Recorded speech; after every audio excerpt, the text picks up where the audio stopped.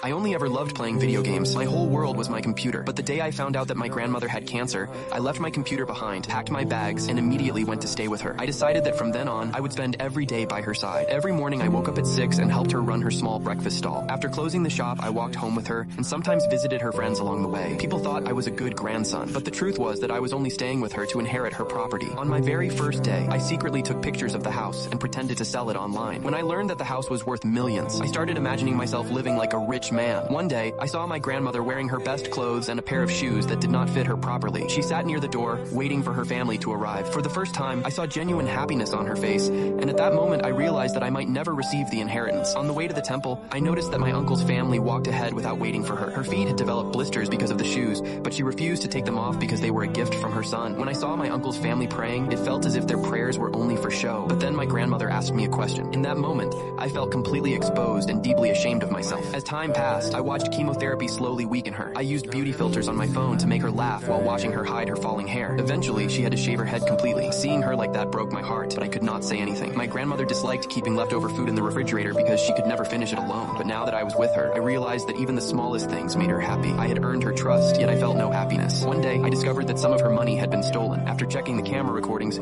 I saw my uncle taking it. I later learned that those savings were meant for her own grave. I watched her ask her brother for help, only to be scolded instead. She returned home feeling deeply saddened. I asked her why she needed such a beautiful grave. She told me that if her grave looked beautiful, perhaps I would visit her more often. Hearing those words left me speechless. I simply held her hand tightly. As her illness worsened, I stayed beside her every night and watched her struggle with pain. But one day, I found out that she had transferred the house to her son. I was devastated. I asked her if I had not taken good care of her and why I was not her first choice. Angry and hurt, I walked away without noticing the tears in her eyes. After that, I left her alone. Later, I saw her sitting by herself in the camera recordings, using the beauty filter on her phone and smiling alone. I watched the furniture and belongings leave the house one by one, and at that moment, I could no longer hold back my tears. When I learned that she had been sent to a nursing home, I immediately brought her back home. I saw her smile again, and I stayed beside her during the final journey of her life. On the day of her funeral, I received a phone call. That was when I learned that my grandmother had saved 1 million baht for me. I was told that she had been saving that money little by little since my childhood, because I had once promised her that I would buy her a big house when I grew up. In that moment, all my memories came rushing back. I finally realized that her love had always been with me. I was the one who had been blind, chasing only money. I used that money to buy the best resting place for my grandmother. In the end, I understood that the most valuable thing in this world is not money, but family.